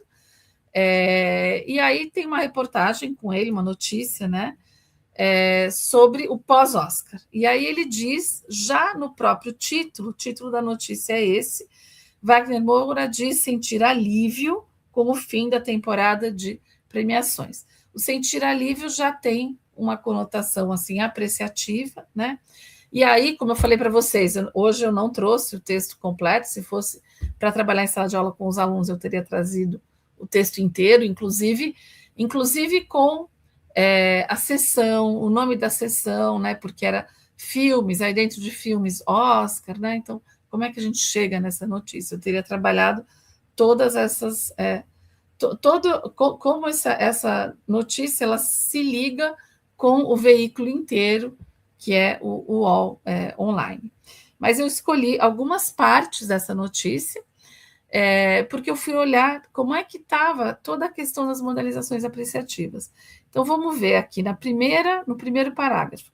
O Sindicato dos Roteiristas dos Estúdios de Hollywood alcançaram um surpreendente acordo provisório de 4 anos após cerca de 3 semanas de negociação. Isso era uma outra notícia que estava nessa página, que não era do mesmo filme, mas estava ao lado dessa notícia do Wagner Moura. E logo embaixo a notícia sobre o filme. O ator comentou, aí a gente tem uma inserção de vozes, né? Vozes explícitas, né? E aí a gente tem sobre a maratona de eventos ao redor do mundo durante a campanha do filme, e avaliou de maneira positiva sua primeira participação no Oscar. Então, o avaliou de maneira positiva, né? Já está trazendo uma avaliação positiva, mas também o fato avaliar está aí na função de dizer, né? Ele emitiu um comentário. E aí começa aspas, que é a voz dele, então voz explícita, foi ótimo, realmente muito bom. Foi meu primeiro Oscar e foi uma boa experiência. Então, vocês têm vozes do autor, que são vozes de personagens, né, e vozes explícitas, e tem várias modalizações apreciativas. Foi ótimo, realmente muito bom, uma boa experiência. E termina assim, disse para Variety, então também termina com uma inserção de vozes, né, explícitas também com o verbo do dizer. No outro parágrafo que eu trouxe dessa mesma notícia, vocês têm novamente a voz do Wagner Moura, porque o jornalista pergunta se ele estava aliviado, e aí vocês têm aspas, que são esses sinais gráficos que também vão mostrar, né, uma voz explícita, né, nesse caso do Wagner Moura como um personagem, né, na categoria do Roncar, e ele fala assim, absolutamente. Eu penso que nós subimos uma montanha muito linda, né, modalização apreciativa, e hoje nós estávamos no topo dela, isso foi ótimo. Então, novamente, uma modalização apreciativa positiva, né? E o confessou ele está ali dentro do lugar dos verbos do dizer, né, indicando, então, uma inserção de vozes, né, explícitas. E trazendo aqui mais um exemplo de modalizações, esse que eu falei, que eu acho um dos mais difíceis, é uma das modalizações mais difíceis de analisar, que são as pragmáticas, né, que tem a ver com a responsabilidade de uma entidade constitutiva do conteúdo temático, atribuindo ao agente intenções, razões ou capacidade de ação. E aí eu achei essa notícia sobre o caso lá, que está bem conhecido, dizendo o pai de Vorcaro tentou vender às pressas, casa de, enfim. Então, esse tentar aí é um dos verbos que traz bastante essas modalizações apreciativas. Eu encontrei, não trouxe porque era um exemplo a mais, eu achei que não precisava, mas eu encontrei um outro exemplo no jornal também com esse verbo tentar. Então, acho que dá uma ideia para vocês de que é um dos verbos assim bons para a gente procurar, né? Às vezes conseguir também são verbos que atribuem razões, intenções, né, etc. E para terminar, gente, eu trouxe um exemplo que era o que estava na primeira página hoje, que traz várias coisas, traz inserção de vozes, né?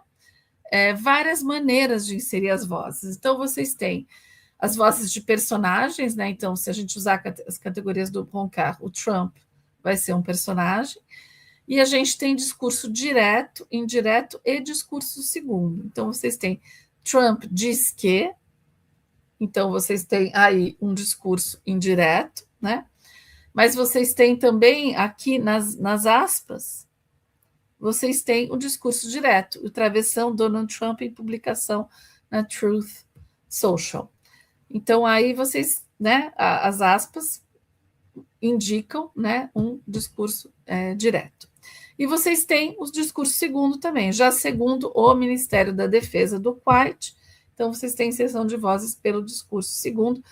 Todas as inserções de vozes aí são explícitas, né? Eu não trouxe exemplos de implícita. E a gente tem uma coisa também que eu não trouxe, mas que a gente poderia ver como fazendo parte das modalizações lógicas, que são as asserções, né?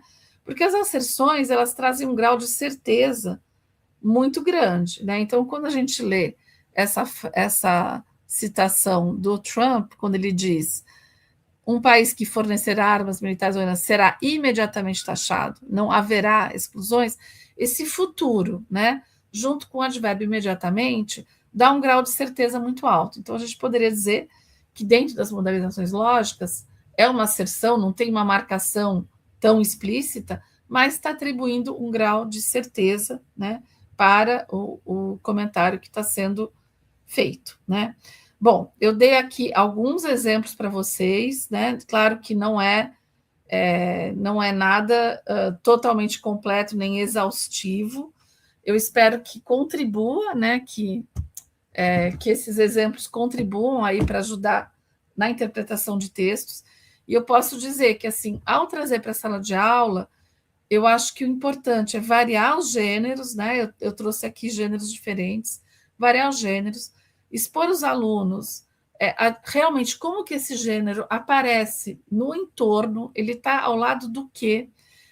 Nesses sites, nunca é ingênuo o fato de colocar uma notícia ao lado de uma publicidade, enfim, ou uma notícia ao lado da outra. Então, a gente sempre tem que pensar nesses textos, né, nesses gêneros de textos diferentes que circulam em sites como esse daqui que eu trouxe para vocês do UOL, de maneira completa, né, e verificando todos os diálogos que são possíveis entre esses textos antes de entrar no mais específico, né, que é o que eu estou mostrando agora, mas que se fosse uma sala de aula, eu com certeza teria, né, ligado, né, com outras coisas. E com o texto, trazido o texto completo. E só para dar uma ideia aqui para vocês, vocês veem que até na foto tem o logo do UOL, né? Então, se a gente está falando de responsabilidade enunciativa, em nenhum desses textos que eu trouxe tinha o autor do texto empírico. Então, a gente não sabe quem é, a gente sabe que é um jornalista, mas se a gente for voltar para o contexto de produção, do ponto de vista físico, teve algum jornalista que escreveu, que não foi o mesmo, né? Que escreveu esses diferentes textos que estão aí, horóscopo, notícia de cinema e previsão do tempo, com certeza não é o mesmo autor, mas quem está assumindo a responsabilidade anunciativa é o UOL, né? Então, esse logozinho do UOL, o fato de estar escrito aqui do UOL em São Paulo, a gente sabe que tem uma instância aí enunciativa, um enunciador que está assumindo essa responsabilidade por tudo isso que está sendo dito. E aí a gente entende melhor como é importante, no contexto de produção, a gente separar o que é do ponto de vista físico e o que é esse contexto do ponto de vista sócio-subjetivo. Bom, eu terminei, acho que também, não sei se eu passei do tempo, eu acho que não, mas parei de compartilhar aqui para a gente poder passar para um momento que vai ser um momento importante, né, de diálogo com as colegas, né, e resposta às perguntas, e agradecendo novamente, dizendo que é um prazer aqui poder compartilhar com vocês dessa tarde. Foi maravilhosa a sua fala. Eu já sabia que ela ia ser muito boa, muito explicativa, muito didática, assim como foi o trabalho de Lena, muito didático, muito explicativo, com muita tranquilidade. Qualquer professor da educação básica, mesmo que não conheça o ISD, ele vai conseguir compreender, vai conseguir interagir com vocês, e isso é maravilhoso. Nós temos aqui perguntas e temos também posições tomadas aqui.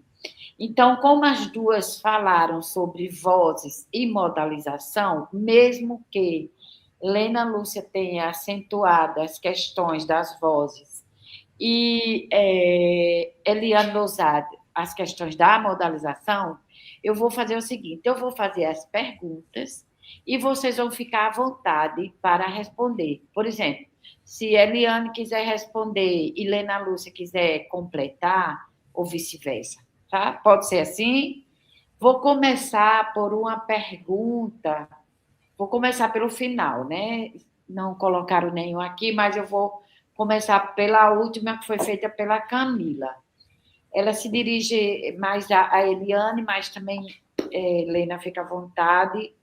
Se você quiser, você pode também complementar, acrescentar, enfim.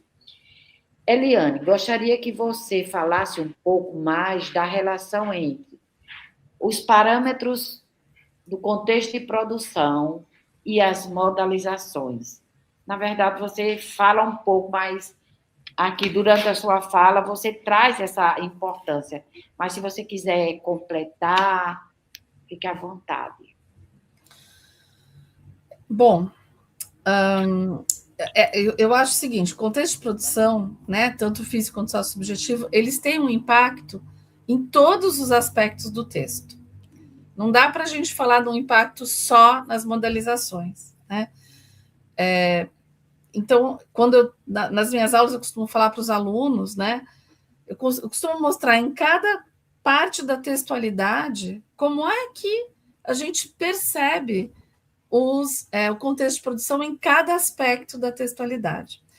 Se a gente for pensar nas modalizações e no contexto de produção, a gente pode pensar que, por exemplo, a escolha das modalizações ela pode variar, pode ser o mesmo emissor, ou seja, a mesma pessoa, pode ser eu, por exemplo.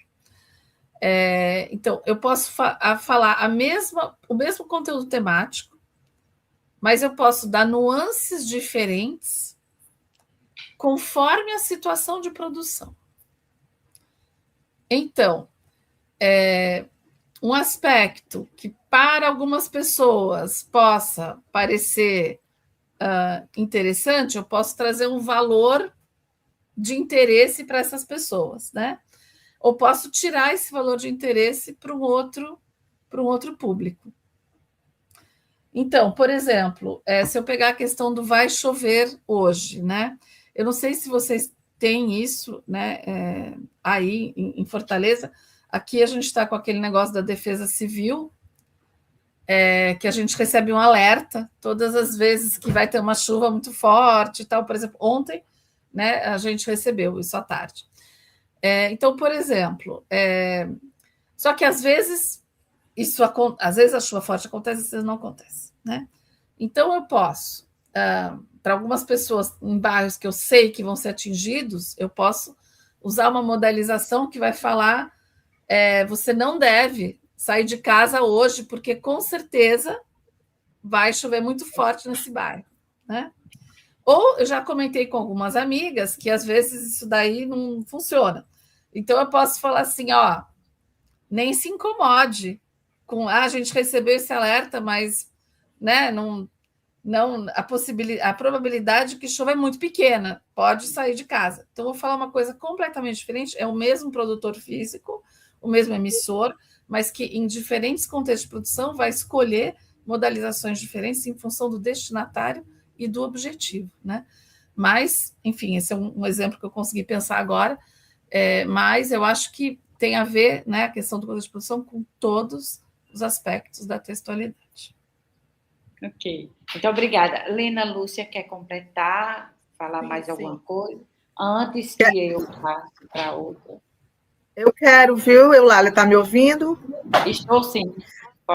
Um exemplo também muito claro, trazendo a questão dos poemas analisados das poetas cearenses, né? É dizer, por exemplo, a gente pega a Valdênia como mulher. Então, o contexto de produção, né? Quer dizer, ao analisar um poema dela, fazendo a defesa da mulher, fazendo a defesa, mostrando as condições femininas, mostrando todo o contexto social da situação das mulheres.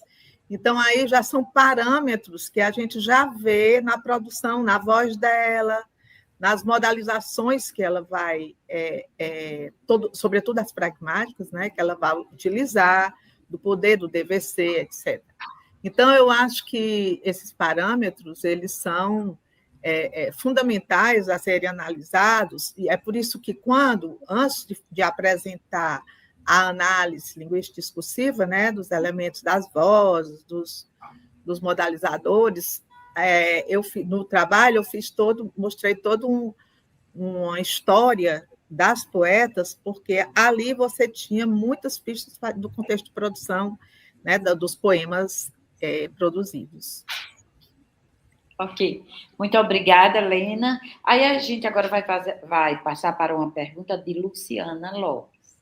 Ela diz assim: então, no que se refere à interpretação do texto, preciso recorrer à análise dos modalizadores?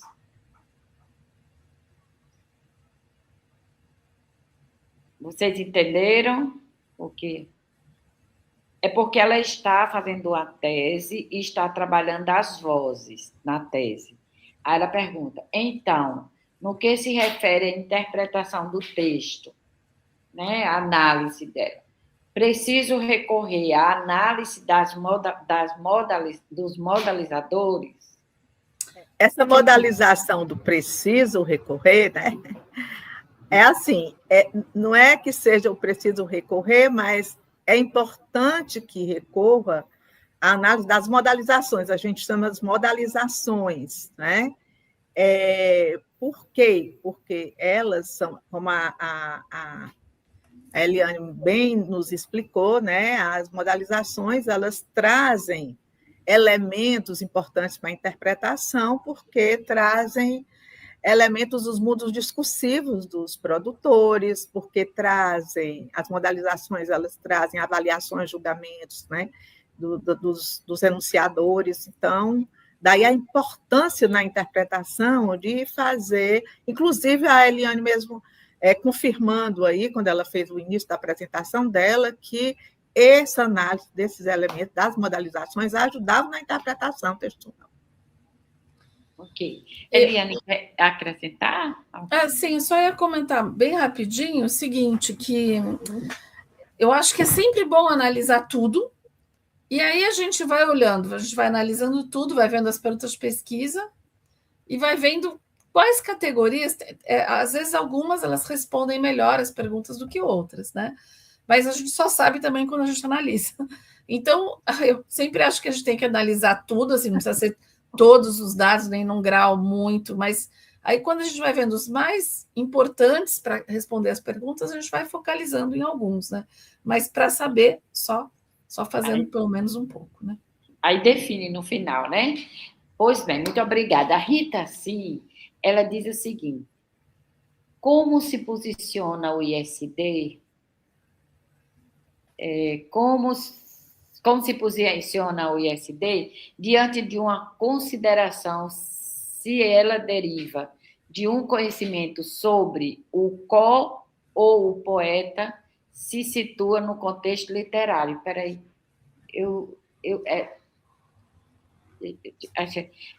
como se posiciona o ISD diante de uma consideração se ela deriva de um conhecimento sobre o poeta, como o poeta se situa no contexto literário. Pronto, é isso. Como o poeta se situa, né? Diante de uma consideração, se ela deriva de um conhecimento sobre como o poeta se situa no contexto literário. Como é que o ISD pode ver isso? Eu acho que essa pergunta é para a Ana Lúcia, mas eu posso falar uma coisa muito rapidinha. Sim. Pode falar, fale, porque eu estou pensando aqui na resposta. Eu também estou tentando entender, mas da maneira como eu entendi, né? Eu acho que se a gente pegar a categoria do contexto de produção do Broncar, eu acho que a gente pode ver o contexto de produção de uma maneira bem ampla. E quando a gente vê o contexto de produção de uma maneira bem ampla, que eu tentei falar, né, quando eu mostrei a questão do UAU, tem que ver tudo que estava ali naquele momento circulando. Se a gente pensar assim, e a gente for pegar algum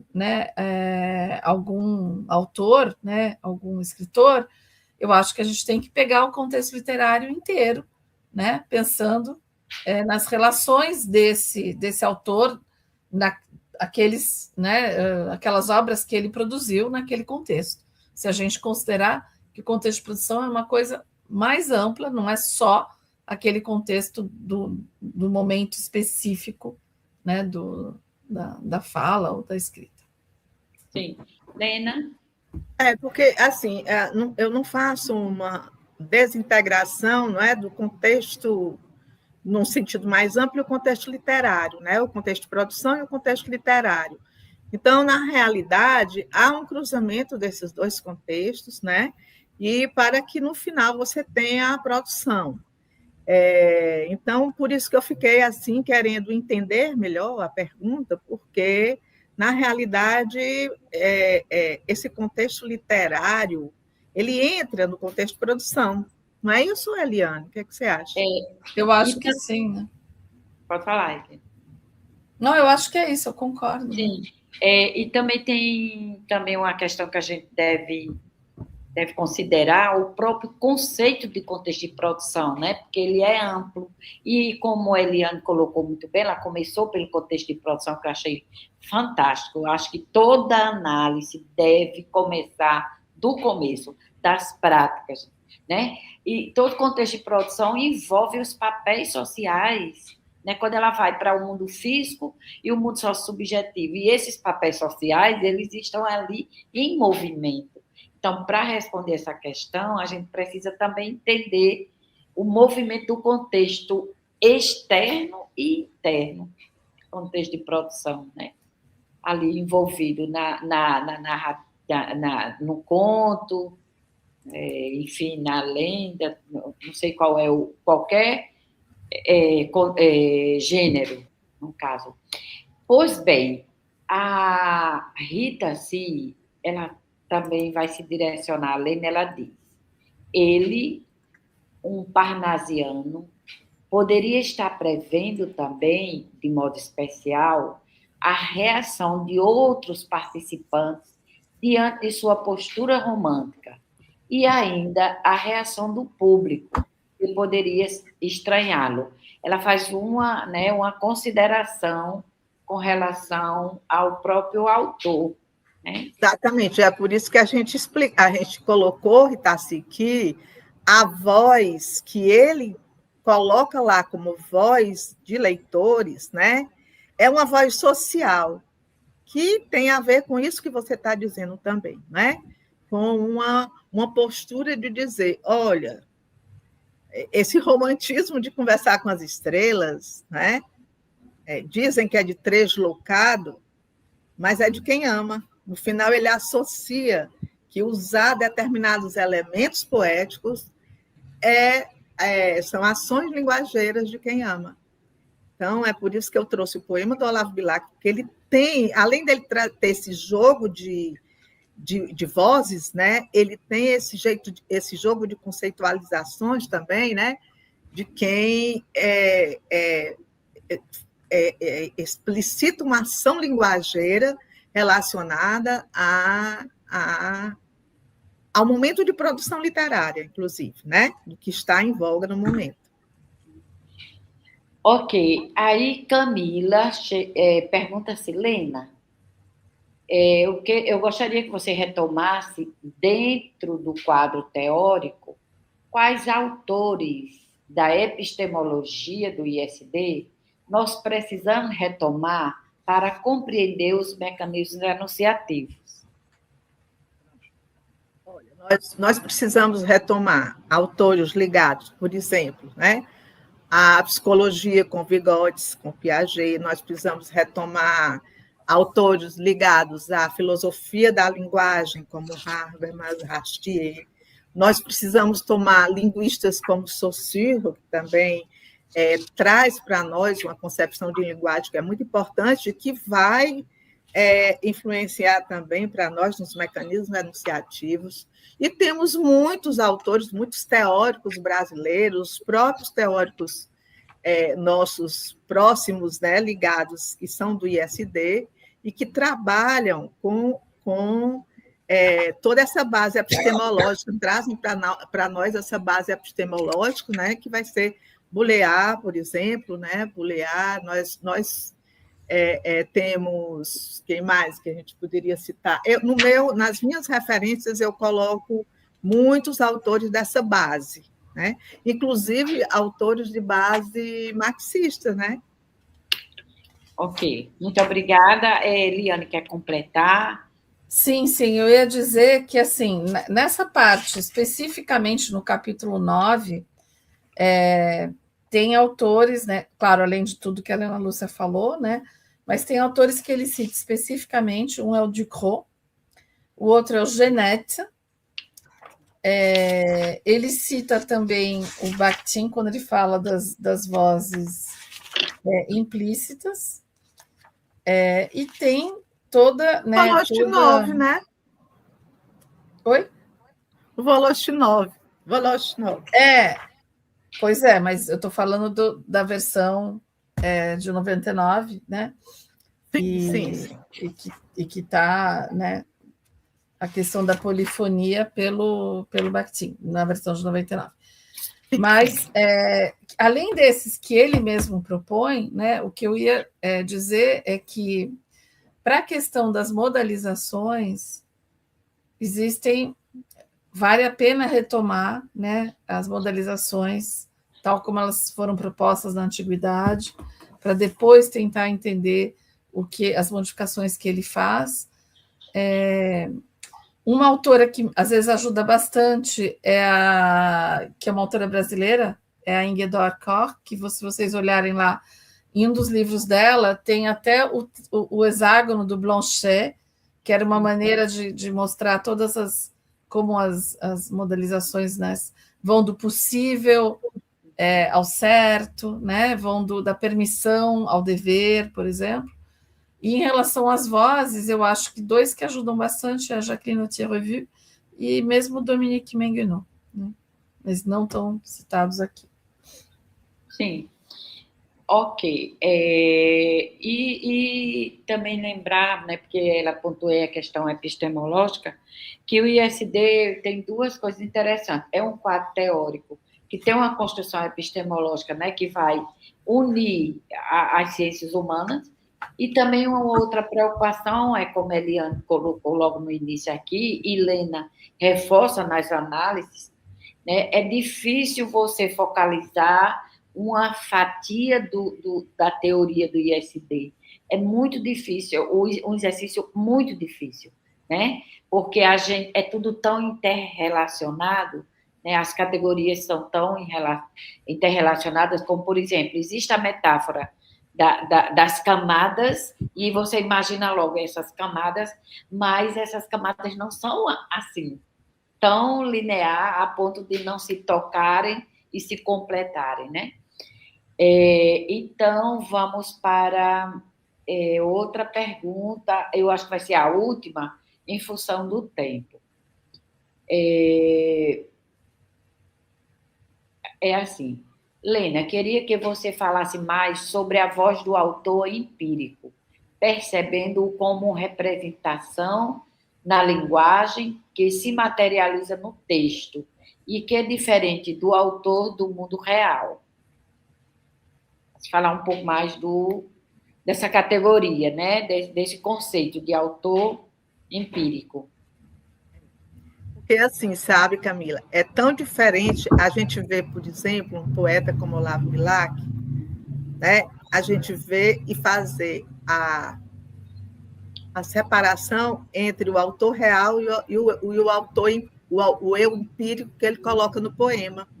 Então, é muito difícil, porque ele entra, né, com toda exatamente por conta da questão do contexto de produção, ele entra com todos os mundos dele, né, e muitas vezes esses mundos, eles são confundidos, embora, como na explicação, como a gente viu, quando eu colocava aí sobre a questão do texto empírico, né, das vozes em texto empírico, então, às vezes, o autor empírico do poema, por exemplo, ele não aparece tão real quanto, né, a gente, digamos, poderia ver. Ele é muito mais um eu lírico, é muito mais, por exemplo, o Olavo Bilac, quando ele diz conversar com as estrelas, né? Conversar com as estrelas. Será que no mundo real dele, ele é efetivamente esse ser que conversa com as estrelas, que é extremamente sensível, sim, capaz de elaborar um texto como um poema, né?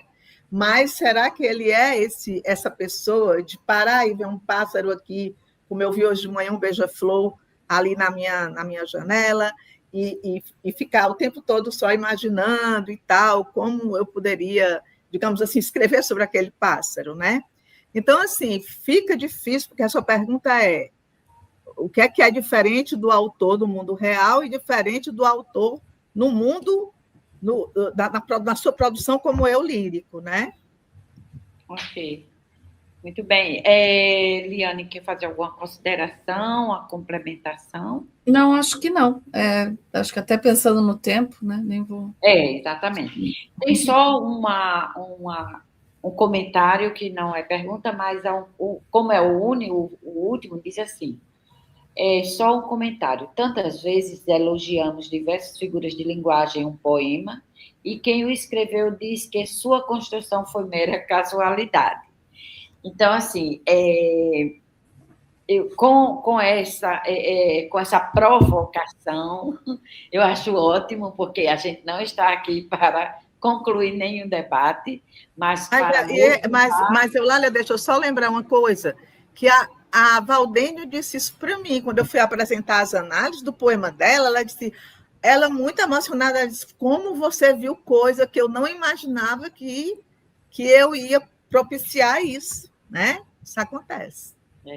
As teorias da leitura também explicam, né, a história do repertório do leitor. Então,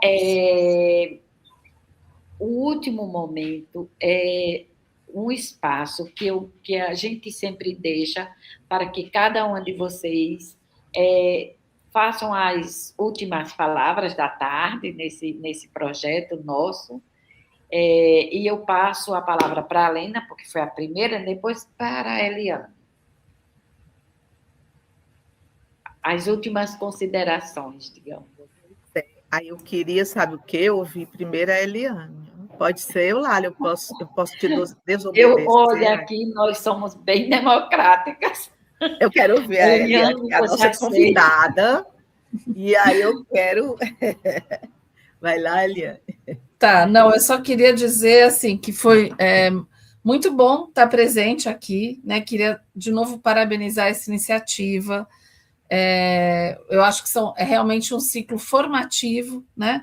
Eu sei que já houve outras com outras camadas do folheado textual. Hoje a gente está aqui nos mecanismos enunciativos. Claro que a gente tem que dividir, é a mesma coisa que o Broncar fala, a gente divide para poder trabalhar, esmiuçar mais cada um, mas está tudo junto na produção textual. Quando a gente está falando aqui, essas camadas estão todas relacionadas, né? E relacionadas com o contexto de produção. E quando a gente vai trabalhar na sala de aula também, né? A gente tem que sempre ter a clareza de que a gente pode subdividir para olhar melhor uma coisa ou outra, mas está tudo sempre, né, em conjunto. E eu acho assim que realmente eu espero que tudo isso que a gente fez hoje, que os outros colegas fizeram, contribuam para essa questão de trazer, né, o ISD, que é um quadro tão completo, né, com todas essas camadas, todas essas possibilidades, para contribuir para que os alunos, né, se tornem melhores leitores, leitores mais críticos, e que possam produzir a linguagem, tanto no oral quanto no escrito, né, de uma forma mais consciente. Isso. Eu queria agradecer de novo.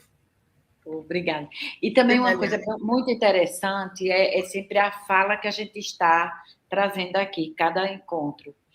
O ISD, a pergunta é como o ISD pode contribuir na sala de aula de língua portuguesa, né, no Brasil. Mas a gente também sabe muito bem que nenhuma teoria dá conta de tudo. E aqui ficou muito evidente, né? Quando a gente chega para os mecanismos enunciativos, no caso, a Eliane foi falar das vozes um pouco, mas falou mais das modalizações, ela disse, eu preciso, em um momento, ir para outros autores que também contribuem. Isso é muito importante, né? Porque, às vezes, as pessoas acham que pegam uma determinada teoria, não importa qual, e ela tem que dar conta de tudo, né? Mas depende das nossas perguntas, isso fica muito evidente na nossa fala. Lena, suas considerações. Eu quero dizer assim que eu sempre digo isso, Eliane, eu digo muito no nosso grupo do GEPLA, que é muito bom quando uma teoria ela entra em você não só intelectualmente, mas entra como vida, como lição de vida, e assim foi o ISD, né? Na nossa vida é o ISD. Então, eu gosto muito de trabalhar essas análises, sobretudo os mecanismos enunciativos, porque é o momento em que mais a gente tem chance de entrar no texto e de entrar nos mundos discursivos mesmo, de verdade, captar as sensibilidades, captar as avaliações, captar os julgamentos feitos pelos produtores textuais. Então, eu gosto muito, muito de trabalhar essa camada, essa camada do texto, e queria dizer assim, queria agradecer e dizer que a gente aprende muito a cada apresentação que a gente vai fazer, né? Estou já me entregando aí na aposentadoria compulsória, mas aprendendo cada vez mais e sempre, e agradecer, foi uma ótima oportunidade. Camila, nós todos estamos de parabéns, eu vi a Camila aí parabenizando, você também de parabéns com a Eulália, né, na organização desses encontros, né, desses ciclos formativos, tá bom?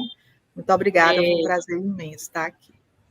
Obrigada, Lena. Obrigada, Eliane. Nosso próximo encontro, nós vamos falar sobre os mecanismos de textualização e nós vamos ter a professora Matilde Gonçalves, que vai discutir conosco aqui, junto com a professora Meire Celedônio da Silva, os mecanismos de textualização. Sempre nós temos um membro do GEPLA e um convidado. Então, boa tarde a todos e até o próximo encontro, que vai ser agora em maio.